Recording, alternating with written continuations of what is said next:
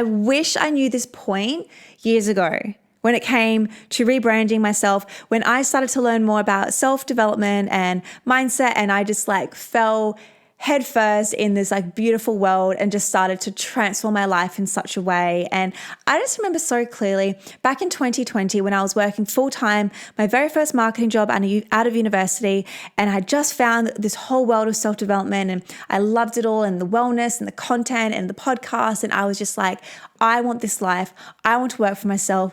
I want to be a coach. I want to have a podcast. I want to dictate my own schedule. I want to have freedom, flexibility. That is my life right now. I tried to run away from this life, and I found a full-time job, and I stopped my podcast and I stopped my business. But I quickly got catapulted back into here because this is exactly where I'm supposed to be. And I can't tell you how many people tell me that I am supposed to be a podcast host, that it makes sense to me to have a podcast.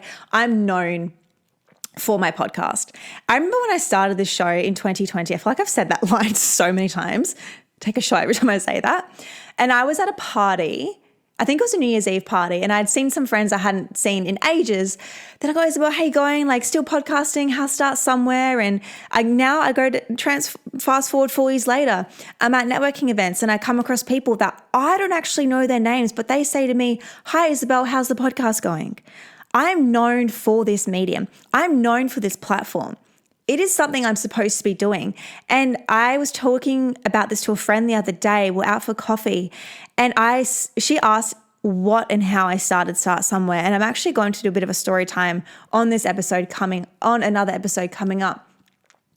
When I started Start Somewhere, I knew it was going to take me somewhere, but I didn't know where. I knew in my heart it was what I was supposed to do. It was this intuitive nudge. It was this calling. It was this download. So much of my content is channeled. It just comes to me. I never run out of ideas to talk about. And I talk about being my own muse and how you can be your own muse too. It's by being constantly inspired by your own growth and by your own transformation. And I know that this podcast reaches the right people. And the thing I love the most is that our community is so dedicated and so loyal. And I think that just reflects the type of energy and the type of person that I am as well.